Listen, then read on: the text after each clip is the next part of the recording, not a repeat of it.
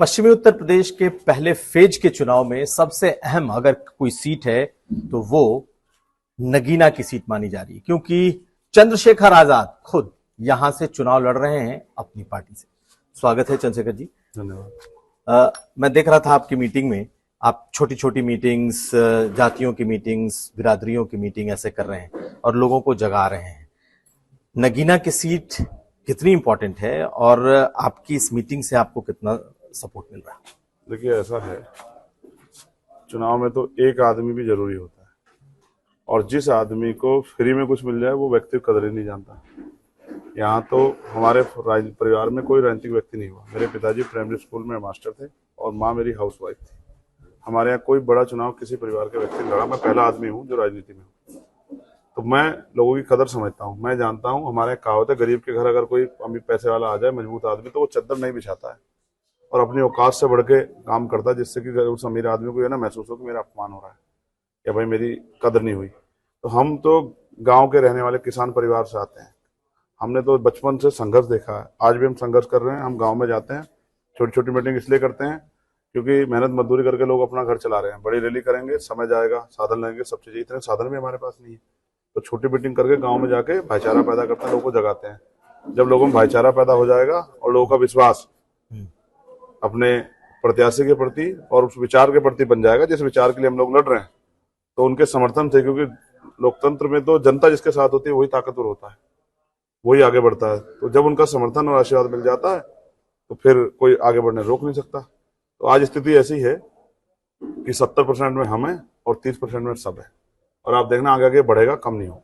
70% में आप हैं, लेकिन आपका मुकाबला किससे है? मैं सुन रहा था आप कह रहे हैं कि आपका मुकाबला एक ही आदमी से, तो क्या आमने सामने की लड़ाई है? हमारा मुकाबला खुद से है। हम जितनी मेहनत करेंगे उतना हमारा चुनाव 70 से ऊपर को बढ़ेगा। बीजेपी से नहीं है आपका? मैं फिर कह रहा हूँ ना, बीजेपी ने जितना जनता का इलाज किया ना, जनता खुद देख रही है।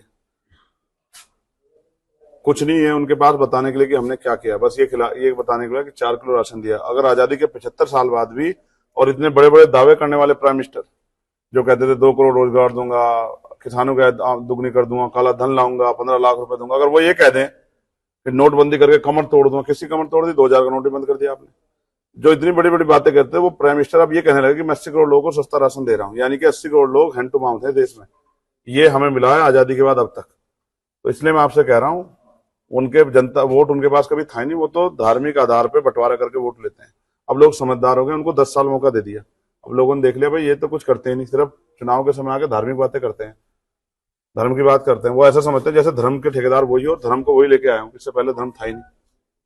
ठीक है, इसलिए मैं आपसे कह रहा हूं, जनता समझदार होगी, उनके पास कुछ है ही नहीं। लेकिन आप तो अकेले हैं, आप किसी पार्टी के साथ नहीं हैं, आप किसी दल के साथ नहीं हैं, तो अकेला चंद्रशेखर आजाद एक सीट लड़ रहा है, तो एक सीट लड़ के आप बीजेपी को कैसे चुनौती दे रहे हैं? एक सीट तो ठीक है, लेकिन आप बीजेपी को कैसे चुनौती दे रहे हैं? जहां हम लड़ रहे हैं वहीं चुनौती दे रहे हैं। और अकेले तो बाबा साहब अम्बेडकर भी थे। बताओ, इतने करोड़ों लोगों की जिंदगी में बदलाव किया नहीं किया? बाबा साहब अम्बेडकर अकेले थे कॉन्स्टिट्यूशन असेंबली में। वोट के लिए भी लोग तैयार नहीं थे कि सबको वोट का अधिकार मिल जाए, तो भी बाबा साहब ने अपने ज्ञान, अपनी बुद्धि के दम पे, विचार की शक्ति से और लोगों को तर्क के आधार पर लोगों को सहमत किया कि भाई जिनकी इतनी संख्या वाली उनकी इतनी हिस्सेदारी होनी चाहिए। बाबा साहब अम्बेडकर थे तो सबको पढ़ने का, आगे बढ़ने का, रोजगार करने का। आज पाल प्रजापति, सैनी, कश्यप, मौर्य, साक्य, बिंद, केवट मल्ला, विश्वकर्मा, सैन, राजभर, इनके बच्चों को अगर कुर्सी बैठने का अधिकार मिला है तो संविधान की वजह से मिला है। और अगर ये संविधान नहीं हुआ, जैसे भाजपा के लोग नेता कह रहे हैं, राजस्थान वाले बोले और वो हेंगड़े साहब भी बोले कि भाई हम संविधान बदल देंगे, तो इसका मतलब वो संविधान नहीं, लोगों पे जो अधिकार है उनको बदलना चाहते हैं। नहीं, लेकिन आपने जितनी जातियों के नाम ले लिए, पश्चिमी उत्तर प्रदेश से लेकर देख लें तो सब बीजेपी के साथ खड़ी हैं। जबरदस्ती खड़ी करवा रहे हो आप। मैं नहीं खड़ा करवा रहा। कौन खड़ा है? आप ये देखो, ये पूरा पाल प्रजापति सैनी समाज है। आप बताओ कहाँ खड़ा है? और ये पढ़े लिखे लोग हैं जो बेचारा सुबह मेहनत मजदूरी कर, जैसे हमारी जिंदगी बना दी है ना कि हम मेहनत मजदूरी करेंगे और शाम में आके थका के घर पड़ के सो जाएंगे। हमें पता नहीं देश दुनिया में क्या चल रहा है। ये क्यों नहीं बताते कितना कर्ज है हमारे ऊपर, देश के ऊपर? ये क्यों नहीं बताते कि सारी सरकारी डिपार्टमेंट बेच बेच के अडानी अंबानी को सौंप दिए? आने वाले कल में कोई सरकारी नौकरी बचेगी नहीं। पहले आर्मी में जाते थे लोग, पुलिस में जाते थे, कहाँ आर्मी? अग्निवीर हो गया, कोई जाने को राजी नहीं। पुलिस की भर्ती पेपर लीक हो गया। ये भी तो जनता देख रही है किस तरह उनके सपनों को कुचला जा रहा है। माँ बाप एक एक पैसा लगा के बच्चे को पढ़ा रहे हैं और फिर बच्चे जो है नाकाम होकर घर घूम रहे हैं। चलिए, लोगों को जिसमें तकलीफ है। एक सवाल मेरा सबसे बड़ा ये है, जब मैं आपके जरिए रखना चाहता हूँ देश के सामने, बहुत बड़ा प्लेटफॉर्म है आपका, नेता हमसे बहुत अच्छे अच्छे वादे करते हैं और कहते हैं हम जनता के लिए बहुत सुख सुविधा के अवसर कर रहे हैं, हम बड़े हॉस्पिटल बना रहे हैं, हम बड़े कॉलेज यूनिवर्सिटियां बना रहे हैं, फिर अपने बच्चों को विदेश पर क्यों पढ़ने भेजते हैं, अपने बच्चों को उन स्कूलों में क्यों नहीं पढ़ाते? क्या तो वो वहां पढ़ाई अच्छी नहीं हो रही है, या फिर आप झूठ बोल रहे हैं? आप बड़े बड़े हॉस्पिटल बनाते, अपना इलाज कराते प्राइवेट में, और गरीबों को कहते सरकारी अस्पताल में जाओ। तो वहां अगर सुविधाएं होती तो अपना भी कराते ना। तो ये जो चोर बाजार चल रही है ना, हम टैक्स देते हैं सब लोग, और हमारे टैक्स का पैसा अमीरों के काम नहीं आएगा, गरीबों का काम आएगा। इस बात की तैयारी हम लोगों ने यहाँ नगीना लोकसभा में कर ली है। हमारे टैक्स का पैसा हमारे ऊपर लगेगा। यहाँ बाढ़ की समस्या है, खो की समस्या, किसानों की फसल को बर्बाद हो जाती है पूरी बाढ़ आने पे। यहाँ मिल का पैसा समय पर भुगतान नहीं होता। यहाँ बेरोजगारी की बहुत मार है। यहाँ अच्छी सड़क, बिजली, पानी की बहुत समस्या है। यहाँ कोई अच्छा हॉस्पिटल नहीं है कि आदमी हायर सेंटर के लिए तत्काल जाके अपने लोगों की जान बचा दे। ये क्षेत्र जैसे इसको तराई बोलते, तराई से भी ज्यादा तराई में, ये गड्ढे में, इनकी तरफ कोई देखना नहीं चाहता। यूपी वाले इसलिए देखते बॉर्डर पे है, और उत्तराखंड वालों के भी बॉर्डर पे है, तो ये बॉर्डर होने की वजह से ये गड्ढे में पड़ा है। यहाँ पढ़े लिखे नौजवान बेरोजगार घूमने को सुनने वाला नहीं। लेकिन जिस जगह से आप चुनाव लड़ रहे हैं, इस जगह से मायावती की भी शुरुआत है। आज बीएसपी अपने जो उत्तराधिकारी हैं उनको, आकाश आनंद को, आज यहाँ से चुनाव मैदान में उतार रही है। आपको लगता है बसपा कोई चैलेंज नहीं है आपके लिए? देखो, पहली बात तो वो मायावती नहीं, मायावती जी है। वो हमारी सर्वमान्य नेता है, बड़ी नेता है, और उनका सम्मान करना मेरा आपका, उम्र में भी बड़ी है, बहुत जिम्मेदारी बनती है। नहीं, ठीक है, मायावती जी ही बोलता हूँ। हाँ, नहीं, आपने मायावती बोला इसलिए मुझे बुरा लगा। मैं आपसे बहुत जिम्मेदारी से कह रहा हूँ, उन्होंने मुझे आशीर्वाद दिया है, तो ये प्रत्यक्ष अप्रत्यक्ष है, आप इसको नहीं समझ पाओगे। उन्होंने प्रत्याशी कहाँ से बुला के भेजा? उन्होंने यहाँ का प्रत्याशी भी लड़ा है कि जिससे कुछ वोटों का नुकसान जनता को ना हो। उन्होंने बाहर का प्रत्याशी लड़ा, वो इतना बेचारा फील्ड में जाएगा, इतना तो चुनाव ही खत्म हो जाएगा। और अगर आकाश, मेरे छोटे भाई आज आ भी रहे हैं, तो आप देखना, वो इसलिए आ रहे हैं कि जब वो चुनाव लड़ा रहे हैं तो उनको आना है। तो लोग ये ना सोचे कि भाई चंद्रशेखर की सीधी मदद कर रहे हैं, तो वो आएंगे और बात कह के चले जाएंगे। और मैं आपको कह रहा हूँ, पूरा संगठन हमें चुनाव लड़ा रहा है, और वो भी जानते हैं कि भाई समाज भी देख रहा है कि पहले हमने एक नेता बना दिया, एक नेता तैयार है, दूसरे को बना दो। ये भी अपने पैरों पर खड़ा हुआ तो हमारी बात और मजबूत हो जाएगी। एक से भले 2 होते हैं, और एक 11 होते हैं। अभी बहन जी है और दूसरा चंद्रशेखर भी खड़ा होगा भतीजे के रूप में, तो 2 हो जाएंगे। तो ये हमारी सारी लड़ाई को आसान कर देंगे। तो आप ये कह रहे हैं कि बहन जी आपको परोक्ष तौर से आपको मदद कर रही हैं, आपको उन्होंने खड़ा किया है, आप उनके कैंडिडेट। प्रत्याशी भी इतने दिन बाद उन्होंने घोषित किया, जब आधा चुनाव खत्म हो गया था। तो वो, मैं फिर कह रहा हूँ ना, जल और कुल की सबको आती है, उनको भी आ रही है कि भाई 11 साल से वो हमारा बेटा लड़ रहा है, उतनी मुसीबत है उसके सामने, जितनी उम्र नहीं, उससे ज्यादा मुकदमे, 39-40 मुकदमे सरकार ने उसके ऊपर लगा दिए, उसके ऊपर गोली भी चल गई। तो वो भी, आप समझो ना, कुछ चीजें ऐसी होती है जो ना कहने की होती है। अब आपको क्या पता कि हमें कितने, परिवार में कितना प्यार होता है। परिवार में प्यार है, उनका आशीर्वाद हमेशा से मेरे साथ रहा, और अब भी उनका आशीर्वाद मेरे साथ है। वो भी चाहती कि बाबा साहब अम्बेडकर, माननीय काशीराम साहब की बहुजन समाज की विचारधारा आगे बढ़े, वो भी इसको जिंदा रखना चाहती है। लेकिन एक बात और है कि आप पूरी तरीके से अकेले चुनाव में आए, किसी गठबंधन के साथ नहीं आए। अखिलेश यादव से चर्चा चलती रही कि शायद आप अखिलेश यादव के साथ आएंगे, लेकिन उन्होंने भी आपकी सीट पर अपना कैंडिडेट उतार दिया। देखिए, आपने कहा कि मैं अकेले आया, मैं अकेले नहीं आया था। मैंने इंडिया अलायंस के सारे नेताओं से बात की, सारी पार्टियों से, शरद पवार साहब से बात की, मैंने कांग्रेस के लोगों से बात की, मैंने अखिलेश जी से बात की, जैन जी से बात की। जैन जी तो उसमें है नहीं, मैंने सबसे बात की। मैंने उनसे कहा कि भाई हम एक सीट पे चुनाव लड़ेंगे, बाकी पे आपकी मदद करेंगे। इसलिए मदद करेंगे कि भाजपा भी रुक जाए, और दूसरा इसमें जबकि हमारा बहुत बड़ा नुकसान हुआ, हमारा बना बनाया संगठन, उनको मजबूरी में अलग अलग जगह वोट करना पड़ रहा है। तो दूसरा सबसे बड़ा नुकसान ये हुआ कि 542 सीटों पे, जिन जिन स्टेटों में हमारा संगठन है, अब वो हमसे सवाल कर रहे हैं कि हमें क्या करना चाहिए। तो मैंने इन सबसे बात की कि भाई हमारी मदद कराओ, और हम इसलिए चाहते थे मदद, भाजपा आ रहे, पहली बात। दूसरा, मेरे जैसे व्यक्ति पे गोली चली जो इतने लोगों का नेतृत्व कर रहा, किसी ने किसी एक सदन में आवाज नहीं उठी, ना पार्लियामेंट में, ना असेंबली में, ना राज्यसभा में, ना विधान परिषद में। तो इसका मतलब हमारे मरने जीने से किसी को फर्क नहीं पड़ता। तो जब मेरे जैसे व्यक्ति के लिए नहीं बोलेंगे तो फिर किसके लिए बोलेंगे? तो हमारा जो वर्कर है वो 24 घंटे 7 दिन समाज के लिए रक्षक खड़ा रहता है, उनके हक की लड़ाई लड़ता है। उन पर जब लाठियां चलते मुकदमे, कोई बोलता ही नहीं है।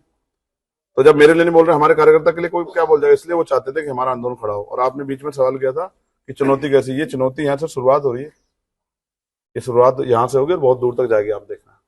नहीं, मेरा सवाल ये भी है कि आप अपनी लड़ाई तो लड़ रहे हैं, जी। लेकिन अखिलेश यादव ने आपके खिलाफ कैंडिडेट उतारा। आपकी अगली रणनीति क्या होगी? क्या आपने चुनाव के बाद, क्योंकि पहले फेज में ही आपका चुनाव खत्म होगा, उसके बाद क्या आप इंडिया अलायंस के लोगों के लिए चुनाव प्रचार में जाएंगे? क्या आप उनकी मदद करेंगे? क्या अपने लोगों को कहेंगे कि आप पहली बात एंटी तो बीजेपी का जो बड़ा गठबंधन है उसको जिताओ? पहली बात तो मैं अपनी लड़ाई नहीं लड़ रहा हूँ, मैं अपनी समाज की लड़ाई लड़ रहा हूँ। मेरी कोई व्यक्तिगत लड़ाई होती तो मैं अगर सुख सुविधा की राजनीति चाहता तो बहुत सारे अवसर मेरे पास थे। मैं अपने समाज की आवाज़ बनने के लिए, कमजोर हक वंचित समाज की किसान कमेरों की आवाज़ बनने के लिए लड़ रहा हूँ कि उनकी आवाज़ कोई उठाने को राजी नहीं है। दूसरी बात, मैंने प्रयास किया, उन्होंने मदद नहीं की। अब जो भी कुछ फैसला होगा वो पार्टी का फैसला, अभी तो हम नहीं लड़ रहे हैं, लेकिन अब हम ये प्रयास करेंगे कि आंदोलन ना कमजोर पड़े, क्योंकि इलेक्शन कमीशन में अपनी पार्टी को बनाए रखने के लिए मिनिमम सीटें लड़नी ही पड़ती है। नहीं लड़ेंगे तो पार्टी का अस्तित्व खत्म हो जाएगा। तो बहुत सब चीजें अब जो पार्टी के फैसले होंगे वो फैसले बैठ के होंगे। अभी पूरी पार्टी का ध्यान जो है वो 19 तारीख के चुनाव पे तो है। इसके बाद, अपने चुनाव के बाद, क्या आप कैंडिडेट उतारेंगे दूसरे जगहों मैंने पे? फिर कहा ना, मैं तो वर्कर हूँ पार्टी का सामान्य। हमारे लीडर खड़े जगदीश पाल साहब, सतपाल चौधरी साहब, मैं तो वर्ग सामान्य नेता हूँ पार्टी का। जो मुझे पार्टी आदेश करेगी उसको करेंगे। हमारे बड़े लीडर सब लोग खड़े हैं, उनका दीपक राणा, जो उनका आदेश होगा हम तो उस पर काम करेंगे। हमारे जिलाध्यक्ष ने हमें कहा कि आपको इस गाँव में जाना है, हरिओम एडवोकेट, हम उस गाँव में चले जाते हैं। तो हम तो एज ए कार्यकर्ता अपनी पार्टी के समर्पित कार्यकर्ता हैं, ईमानदार, जो पार्टी का आदेश उसका पालन करते हैं। आगे पार्टी जो आदेश देगी उसका पालन करेंगे। लेकिन अभी भी लोगों में इस बात का कंफ्यूजन है कि आखिर ऐसा हुआ क्या कि आप लगातार बीजेपी के खिलाफ रहे। आप एक तरीके से मान करके ये चला जा रहा था कि आप इंडिया गठबंधन के साथ है, तो वो कौन लोग हैं जिन्होंने आपको नहीं आने दिया? वो कौन लोग हैं जो आपको इंडिया गठबंधन से उन्होंने दूर रखा? क्या अखिलेश यादव का भी रोल है? जनता का गठबंधन हमारे साथ है और नेताओं का भी तो नाम बताएंगे। जनता ही इंडिया है। बाकी तो एक सीट पे कभी 2 प्रत्याशी बदल दो, कभी 3 प्रत्याशी बदल दो, कभी 4। जनता इतनी कंफ्यूज होगी, उनको समझ नहीं आ रहा है कि चुनाव परिणाम तो क्या होंगे, वोट ही किसे देनी। तो मैं अखिलेश जी का भी धन्यवाद करता हूँ और कांग्रेस का भी धन्यवाद करता हूँ और तमाम विपक्ष के सब साथियों का धन्यवाद करता हूँ। उन्हें मेरी जरूरत नहीं थी तो उन्होंने मेरी मदद नहीं ली। वो अपने दम पे जीतना चाहते हैं, उनका स्वागत है। हम अपनी पार्टी को, अपने आंदोलन को, अपने महापुरुषों के विचार को आगे बढ़ाने के लिए हम भी अपने निर्णय लेंगे और मजबूती से लेंगे। ऐसा भी हमें अपने ऊपर भरोसा है कि हम मेहनत कर रहे हैं, जनता हमारी मेहनत को भी समझेगी और हमारी मदद करेगी। एक चीज बताइए, आपने कहा कि बहन जी आपकी मदद कर रही हैं, जी। आप बहन जी की मदद कर रहे हैं उनके दूसरी सीटों पर? और फिर मैंने आपसे क्या कहा, अब सारी चीजें बताने की थोड़ा ही होती है मीडिया को। कुछ चीजें तो पर्दे के पीछे भी रहनी चाहिए। आप बताओ, सारी चीजें बताएंगे तो रणनीति क्या बचेगी फिर, अगर सारी चीजें बता दी। अब तो एक बात है, मैंने यही बता दिया, आपको गलती कर दी। अब आप जो है बता दोगे तो विरोधी जो है सब सतर्क हो जाएंगे कि पूरा परिवार एकजुट हो गया है। आप लगातार करीब रहे, कहा जाता है, जयंत चौधरी के, लेकिन जयंत चौधरी ने बीजेपी का दामन थाम लिया। ठीक है, तो आपको लगता है कि जो लोग साथ साथ रास्ते में चल रहे हैं अचानक से छोड़ करके बीजेपी चले जाते हैं? उनकी अपनी इच्छा है, इसमें मैं क्या कर सकता हूँ भाई। आज आप जिस चैनल में, अगर कल आप इसे छोड़ किसी दूसरे चैनल में चले जाओ तो भाई ये तो आपका निर्णय होगा, नहीं होगा। इसमें कुमार साहब मेरा क्या हो सकता है। देखो, जैन जी अच्छे आदमी है, एक बड़े परिवार से आते हैं, उस परिवार ने बहुत दिन सेवा की है। चौधरी चरण सिंह जी को मैं अपना नेता मानता हूँ। उसका कारण है उनकी वैचारिक शक्ति की वजह से, उनके संकल्प की वजह से और उनकी ईमानदारी की वजह से। और चौधरी अजीत सिंह जी की मैंने मदद की थी कैराना उपचुनाव में, उनके प्रत्याशी को हमने जिताने का काम किया था। गलती की है उन्होंने? आपको लगता है उन्होंने गलती की है भाजपा में जाके? नहीं, मैं फिर कह रहा हूँ, क्या परिस्थिति रहेंगी बेहतर जानते हैं। जिसके ऊपर बीतती है उसको पता होता है उसको क्या महसूस होता है उसको। जैसे आपने कहा कि भाई इन्होंने आपकी मदद की, भाई ठीक है, नहीं मदद की तो जनता करेगी ना मदद। आप जनता के गुलाम थोड़ा ही है, जनता किसी के अधीन नहीं है और लोकतंत्र में जनता मालिक होती है। जनता तय करेगी कौन आगे बढ़ेगा और जनता जिसके साथ खड़ी वही आगे बढ़ेगा और जो आगे बढ़ेगा वो उस पर ताकत आएगी तो उस लोगों की सेवा भी करेगा। तो आपकी लड़ाई फिलहाल एक सीट पर है? फिलहाल एक सीट पर है। तो अब एक सीट से आगे का क्या है? अगर आप संसद में पहुंचते हैं, जो कि आप कह रहे हैं कि आप सबको साथ लेकर के चल रहे हैं, फिर तो किसके साथ जाएंगे? क्या एनडीए के साथ? भाजपा के साथ तो जाने से रहा। ठीक है, मैं मर तो सकता हूँ लेकिन भारतीय जनता पार्टी के साथ नहीं सदन में जाकर बैठ सकता, उनके खेमे में नहीं जा सकता। और फिर मैं आपसे कह रहा हूँ, मैं पढ़ा लिखा व्यक्ति हूँ, अकेला ही आदमी पार्लियामेंट में जाके अपने लोगों के हितों के लिए बोलूंगा। और जिसकी भी सरकार होगी उससे रोज लड़ूंगा, सड़क पे भी लड़ूंगा और पार्लियामेंट में भी लड़ूंगा, और रोज वहां दरी बिठा बिठा के अपने लोगों के हकों के लिए आंदोलन करूँ, मजबूर कर दूंगा सरकार को कि वो इस तरह के कानून बनाए जिससे जनता के हित आगे बढ़े, जिससे जनता की आवाज आगे बढ़े। और मैं, आप देखो कितना अच्छा अवसर है मेरे पास, अपने दल का मैं अकेला मेंबर हूं, तो मेरी सारी बात, जब भी कोई मामला आएगा, जब भी कोई कानून बनेगा या जिस भी बिल पे चर्चा होगी, मुझे सुनना पड़ेगा पार्लियामेंट को। बाकी तो लोग पीछे बैठे रहेंगे, तो मुझे सुनना पड़ेगा। मैं अपनी बात को रखूंगा और जोरदार देकर रखूंगा, पूरी हिम्मत से रखूंगा, अपने लोगों को बताऊंगा कि ये जो बिल है इसकी सच्चाई क्या है और ये बिल जनता के हित का है नहीं है, और उससे जो है जो वैचारिक ताकत पैदा होगी उससे आंदोलन को मजबूत करेंगे। और अभी तो बहुत चुनाव लड़ने हैं, अभी हरियाणा आ रहा है, हम अपने साथियों का भी ख्याल रखेंगे और अपने विरोधियों का, सबका ख्याल रखेंगे। अभी हरियाणा आ रहा है, महाराष्ट्र आ रहा है, हमारा संगठन है सब जगह। हम एमपी एमएलए की लड़ाई थोड़ी लड़ रहे हैं, हम तो आंदोलन की लड़ाई लड़ रहे हैं कि आंदोलन बहुत दूर तक पहुंचे लोगों तक। कितने काम करने वाले लोग हैं आंदोलनकारी जो जिनको मौका नहीं मिला, वो बेचारे घर बैठे हुए हैं, सड़कों पर लड़ते वो है, लाठियां वो खाते हैं, चुनाव कोई भी लड़ने आ जाता है। जनता देख रही है कि अगर लड़ने वाले को मौका दोगे तो और बात आगे बढ़ेगी। 19 को आपका चुनाव खत्म हो जाएगा जी। 4 जून को रिजल्ट है। ठीक है। आप 1 सवा महीने किसके लिए चुनाव प्रचार करेंगे? किस पार्टी के लिए, किस कैंडिडेट के लिए, किसी के लिए करेंगे? इसका फैसला ना तो मैं कर सकता ना आप, इसका फैसला बोल तो सकते हैं, आप पार्टी बता करेगी। भाई कल का मौसम कैसा होगा ये मौसम वैज्ञानिक बता सकते हैं, मैं तो मौसम वैज्ञानिक भी नहीं हूँ। मैं तो मैंने कहा पार्टी का कार्यकर्ता हूँ, पार्टी का जो फैसला होगा मैं उसका सम्मान करूंगा। मैं सबकी मदद करना चाहता कि सब आगे बढ़े और ये सत्ता से मुक्ति मिले, लेकिन कौन किसी को रोकना चाहता है ये आप और मैं जानते हैं, और सबने देख भी लिया। पिछली बार तो अखिलेश जी ने कह दिया भाई चंद्रशेखर आजाद में किसी का फोन आ गया था तो उठ के चले गए। इस बार किसका फोन आ गया? इस बार तो मीडिया ने आपसे पूछा तो भाई आपने कह दिया कि भाई हमने बहुत लोगों को आगे बढ़ा दिया, अब हम किसी को आगे नहीं बढ़ाना चाहते। तो आप ये सोचते हो फ्री में आपको समाज वोट कर देगा, आपके कारनामे भूल जाएगा समाज। किसी यही वही सीट है जिसपे प्रमोशन रिजर्वेशन का बिल जो है फाड़ा गया था एमपी के द्वारा। समाज भूलने वाला थोड़ा ये समाज, सब जानता है समाज। हम तो कोशिश कर रहे थे, सब लोग एकजुट रहे, और हम तो अब भी कोशिश कर रहे हैं कि भाई आपने बुरा कर दिया, हमारा कोई बात नहीं, हम आपको कह रहे हैं, हम आपके लिए मंगल कामना करते हैं, हम संतों गुरुओं महापुरुषों को मानने वाले लोग हैं कि भाई आपका भला हो। हम तो नहीं, लेकिन एक सवाल तो उठता है ना हमेशा कि भाई आपने कोशिश की अखिलेश यादव के साथ जाने की या फिर उनकी मदद लेने की या उनको मदद करने की। आपकी और अखिलेश यादव के बीच ऐसी कौन सी बात रही कि अलग अलग लड़ रहे हैं ना, वो आपको सपोर्ट कर रहे हैं, यहाँ तक कि कैंडिडेट भी उन्होंने आपके खिलाफ उतार दी? कौन सी ऐसी बात रही? उन्होंने भी अच्छा किया, कैंडिडेट इतनी दूर का लाके उतारा, लोग कह रहे हैं भाई तेरा करेंगे क्या हम। यानी वो भी मदद कर रहे हैं आपकी? अब समझ रहे हो ना, मैं आपको फिर कह रहा हूँ उनकी मजबूरी रही होगी कैंडिडेट उतारना बेचारों की।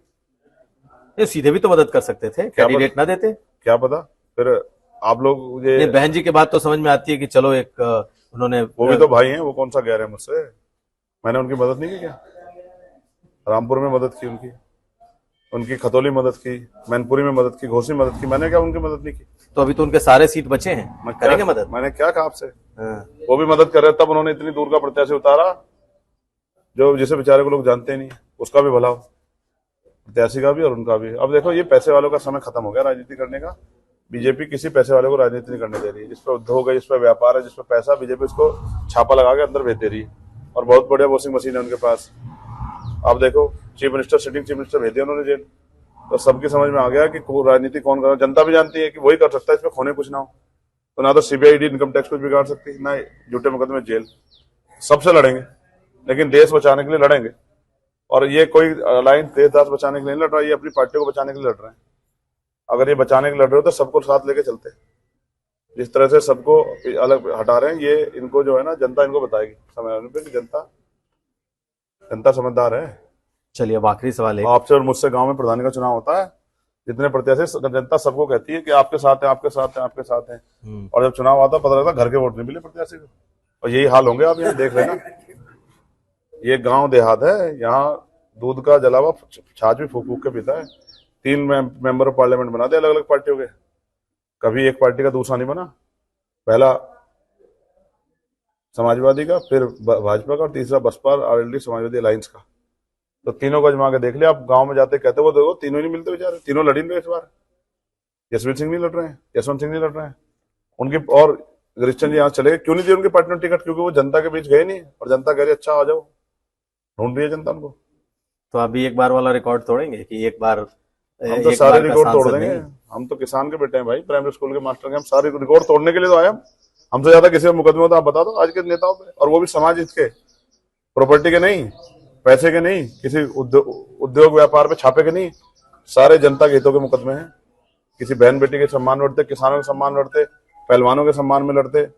पहलवान बेटे हुए जब हमला हुआ उनको अपमानित किया गया, जी जान लगा दिया हमने। किसानों के आंदोलन लड़ते हुए, 69 शिक्षक भर्ती के लड़ते हुए, पुलिस की भर्ती में जो घोटाले हुए उसको लड़ते हुए, दिल्ली में गुड़घर तोड़ दिया उसको लड़ते हुए, जब एनआरसी का आंदोलन अकेला चंद्रशेखर खड़ा था जामा मस्जिद पे, ये बताने के लिए देश के मुसलमानों घबराना मत, चंद्रशेखर आपके साथ है, एक मजबूत संगठन लेके घबराना मत, सब एकजुट रहो, देश सबका है, सबका खून शामिल है इस मिट्टी में, कोई अपने आप को मालिक ना समझे, ये लोकतंत्र है, जनता इसके साथ होती है। हमने भाजपा को इतने बुरे हाल में देखा 2-2 सीटों पे। अब आप समझो अब सत्ता में तो चले जाएंगे। पुरानी पेंशन में बताओ भाजपा क्या कह रही है, पूछ के देखो उन नेताओं से कि पुरानी पेंशन बहाल करेगी नहीं करेगी, और जिस तरह से सरकार डिमांड मेरे आरक्षण बचेगा नहीं बचेगा, तो जनता सब समझ रही है। चलिए एक सवाल और आखिर में, जी आप पर खतरा हमेशा मंडराता रहा, आप पर गोलियां चली, आपने बार बार सुरक्षा की मांग की और अब आपको सुरक्षा दे दी गई है, आपको अब आप सुरक्षित महसूस करते हैं? 2 दिन पहले फिर से मुझे धमकी दी गई। बुरा यह है कि आज तक ने उसको सीरियसली नहीं लिया।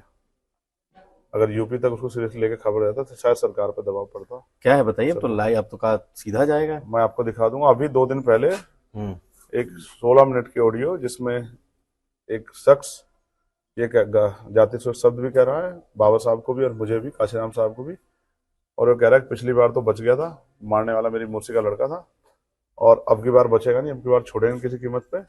और मैंने सारी चीजें सरकार को भी दी, पुलिस को भी दी, लेकिन सरकार और पुलिस मुझसे कितना प्यार करती है जानते हैं।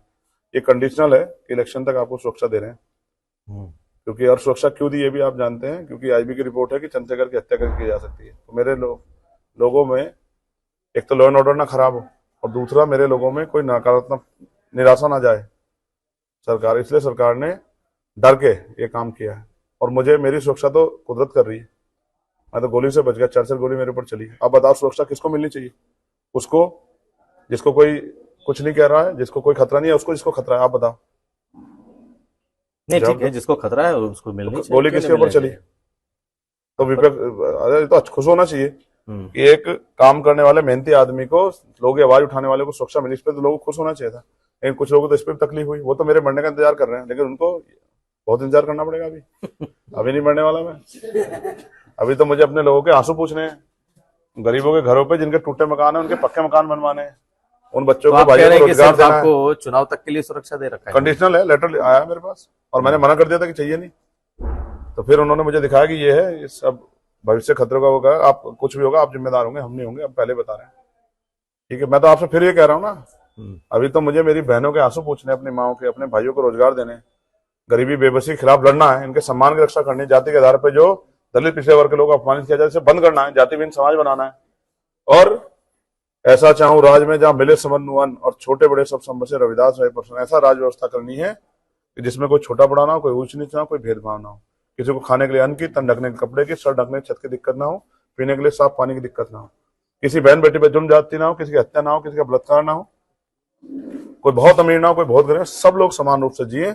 और बेगमपुरा राज, बिना गम का राज, सबके लिए, ना अगड़ों के लिए ना पिछड़ों के लिए, किसी एक के लिए नहीं, सबके लिए, चाहे वो मुसलमान हो, जैन हो, सिख हो, बौद्ध हो, ईसाई, पारसी हो, दलित हो, पिछड़े अगड़े हो, बिना गम का राज, सब किसी की जिंदगी में कोई गम ना, ऐसा राज बेगमपुरा राज लाने के लिए जो संविधान का राज है उसके लिए हम लोग संघर्ष करें।